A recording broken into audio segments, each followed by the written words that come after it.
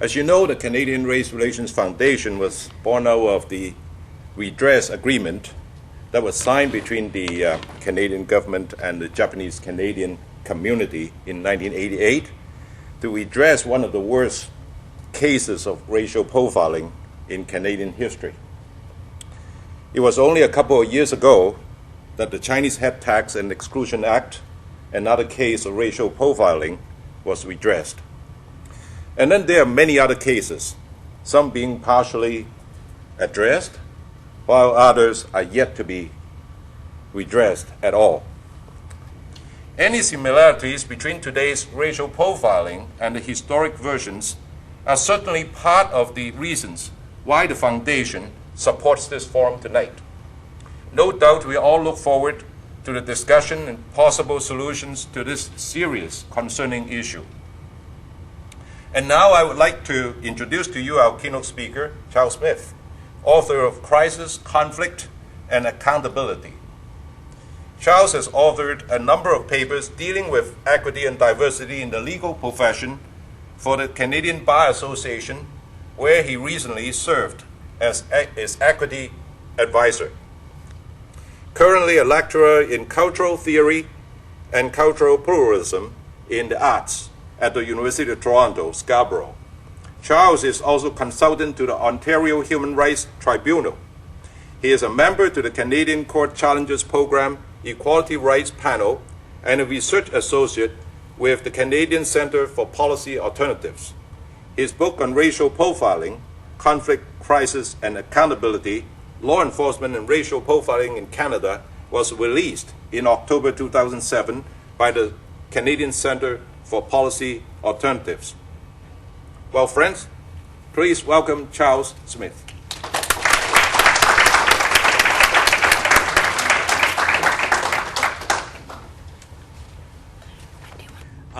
We live in violent times. Being targeted on the basis of our race comes out of violence. There's no other way to describe colonialism and its impact. We must become comfortable with words like genocide. We must become comfortable with the notions of what enslavement means and how we see it in our lives today. So I can't help but bring you a sense of the violence that racial profiling brings to us. And as a way of starting the conversation with you this evening, there's a couple of anecdotes I want to start with, and then a bit of music. Music is important to me. It carries the spirit of my people. I have to be honest, without jazz musicians, I wouldn't know who I am, because they basically work to identify who they are outside of a Western framework. You know, they kind of said Charlie Parker, Dizzy Gillespie, Thelonious Monk. Yeah, we understand all that stuff coming from Europe, but that ain't us. This is us. So, back in the 1920s, Bessie Smith sang a song that went, "I was standing on the corner, didn't mean no harm, and the policeman came up to me and took me by the arm." Some 25 years later, Langston Hughes, the great poet, talked about the emergence of bebop, the new form of jazz that came out in the 1940s from Charlie Parker, Dizzy Gillespie, Thelonious Monk, and a number of others. And what he said is, bebop is the sound of a policeman's nightstick off the head of a young black man. And in my mind, coming from musicians like Bessie Smith and from a poet like Langston Hughes, I wondered what it would sound like by musicians today. It's called The Flow of X, and yes, it is in commemoration of Malcolm X, and it's by a musician named Marvin Schiff. To me, the music carries the violence in our lives, and it becomes an expression creatively of what it means to perhaps be running from police officers. Imagine the confusion in your mind as you're running down a street. Or imagine if you were some of the individuals that David talked to us earlier about, not just Frank Paul, but Neil Stonechild, Dennis St. Paul, Dudley George, Lloyd Dunstan, Rodney Nestor, or Lawrence Wegner, individuals who have been left out in the cold to die by police across both in the West Coast, in Saskatchewan, Alberta, and out here in British Columbia. Imagine, as persons of African descent, 17 between 1978 and 1990 shot, 11 of whom were killed, whether with Buddy Evans, Albert Johnson, or Wade Lawson. It's no kidding when we talk about the violence that we face. So we've heard about the 500 women, and I'm glad to hear Dennis say, can any of us remember or do we know their names? We should. We should come to understand who they are. They're not just nameless individuals. They tell us something about our times. So, for example, I start the book with a quote from William E. Burghardt Du Bois, the famous African-American scholar, who I turn to from time to time when I need sustenance in my work. And what he wrote a while ago was this, which I think is very true today. I am given to understand that whiteness is the ownership of the earth forever and ever. Amen.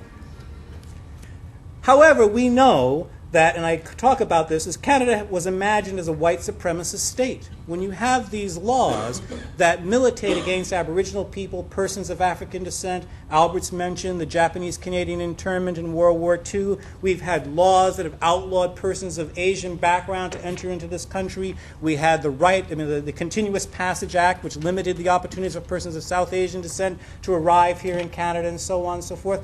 This is not what we might call, a pristine nation in its origins.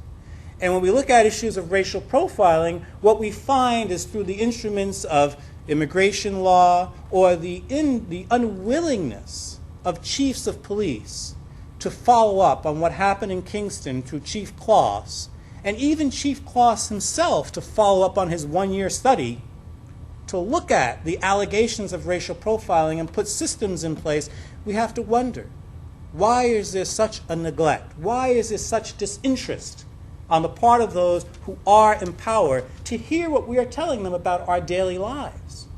This is what it's a matter of. I would imagine in a democracy, people speak to those in power and say, this is what's happening with me, and those in power say, oh, well, let's look at it and let's determine whether or not it's true. Maybe if you don't even believe it, you look into it nonetheless. Many chiefs of police in the United States who say they don't believe in racial profiling, believe in democracy, and have brought into place systems to begin looking at the issues of whether or not racial profiling does in fact exist.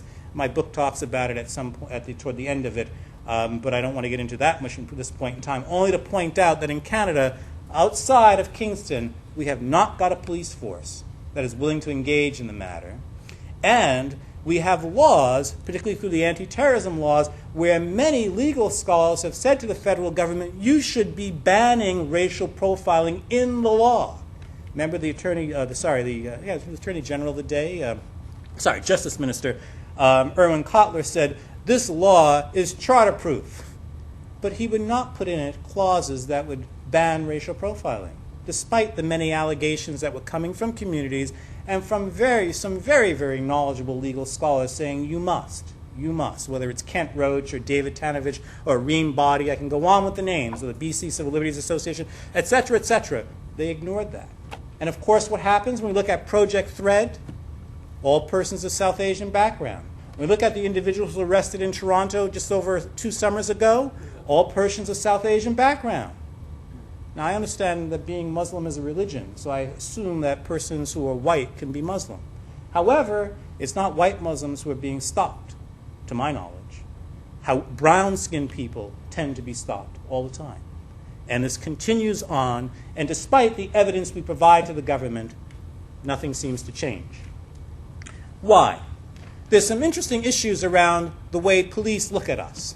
And so years ago, when I used to work in the metropolitan government in Toronto, we actually did an audit. An audit was done of policing and so on. And the person who conducted the study, a white man by the name of Alan Andrews, he kind of started out on the side of the chief of police. But after he went through the study, here's one of the things he said. There was significant evidence that many police officers who are constantly in contact with the public develop strong feelings and beliefs as to the attributes of individuals based on factors such as appearance and racial background. These officers would no doubt be offended if their attitudes were described as potentially racist. Nevertheless, the same attitudes can and do produce a bias in behavior which results in unequal treatment of individuals of different cultural or racial backgrounds. One of the things I try to look at in my book is not just a statement by someone who audits the police, but is there empirical evidence? So there are really 4 points in my book that I try to bring across. One, there is a historical context, which comes out of colonialism and the violence of colonialism. Second, the data we've collected, or we can look at various jurisdictions where this data is collected, whether in the United States or the United Kingdom, where they do have systems in place to gather this data, it is remarkable how persistent police take that comment that I just read, these attitudes and biases into account when they stop people. So whether it's in the United States in the war on drugs, which interesting came in the Reagan years, and somewhat when I look back, I kind of wonder if this was a way of silencing the black community after the 1960s and so on and so forth, is how to stupefy the community through issues of drugs and police enforcement, right? So what happens is, through the Drug Enforcement Authority, they actually brought in educational videos that said to police officers across the United States, here are your suspects. Those suspects were predominantly persons of African descent and Latinos. American legal scholars basically found this data. Some of it has entered into courts and so on and so forth as evidence of the bias of police officers. And of course, when the data began to be gathered, we found, no surprise, that persons of African descent, Latinos, second, were found to be stopped and searched more often by police. Now, it's interesting because this is the war on drugs, right? That's what they say. And so one would suspect that in the war on drugs, you would stop the people who are using drugs more often. Surprisingly, in national health data in both the United States and the United Kingdom, they know that the white community is using drugs more often than communities of color. So it begs the question, why are these people being stopped more often than people who are known to be using banned substances more so? So for example, in New York City, where they actually did do a study on racial profiling and compared it to substance use, they found that of every 10 persons of African descent that they would stop, they would catch 3 with contraband.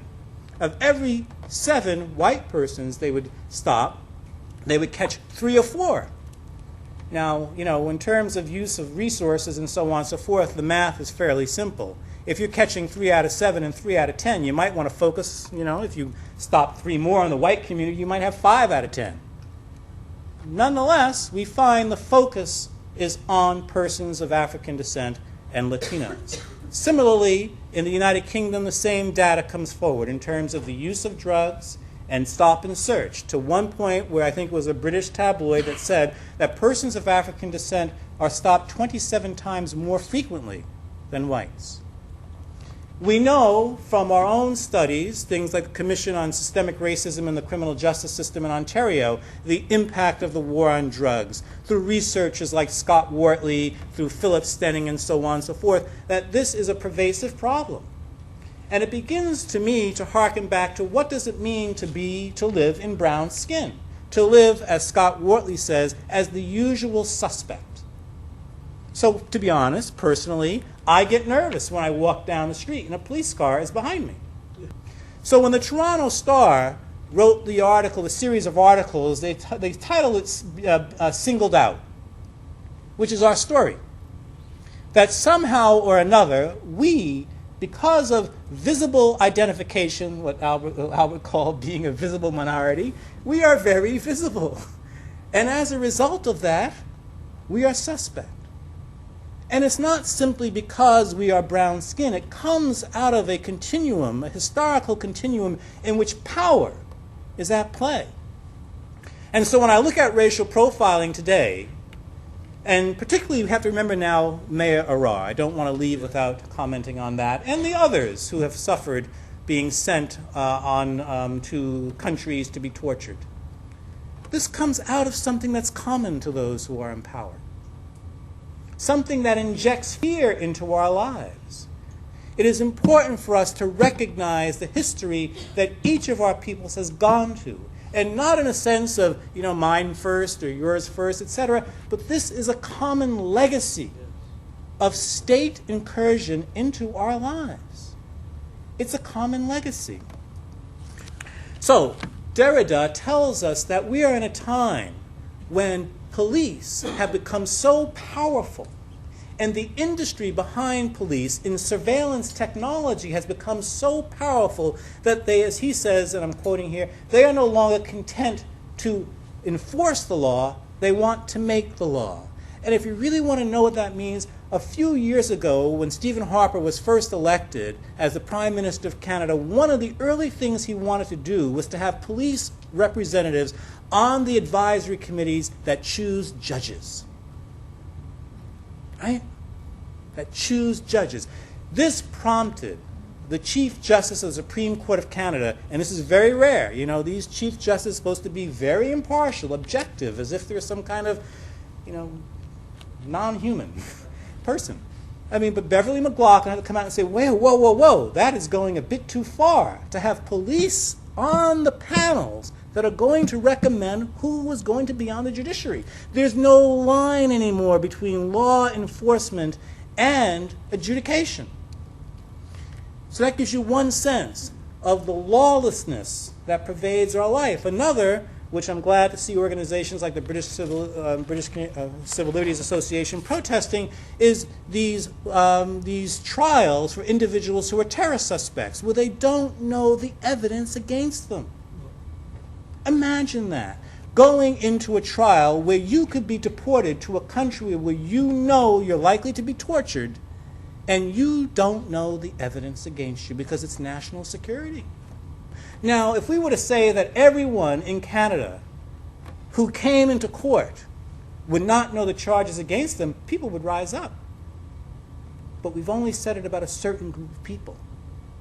And that, to me, is the beginning of saying there is lawlessness written into law, which is another theme that European philosophers are beginning to talk about. They're saying these democratic states are not democratic.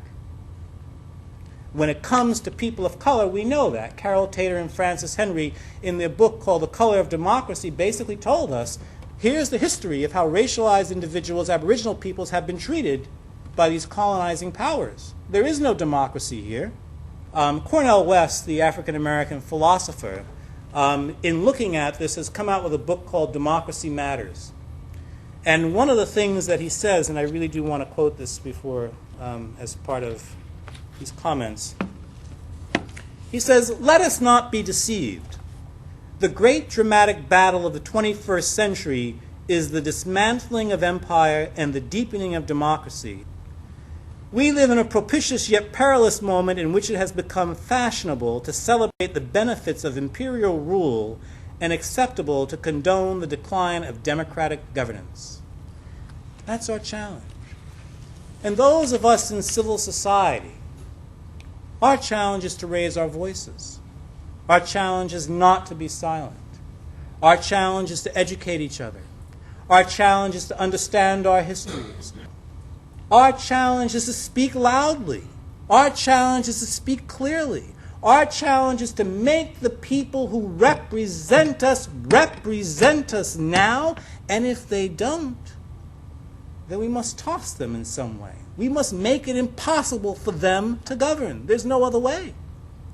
Because what they do is basically to what they call the fair and neutral objective rule of law is imprison us. Racial profiling is one of those tools. It is a very brutal tool. And for those of us who are affected by it, I think it's all of us in this room, we must speak out together. Thank you very much.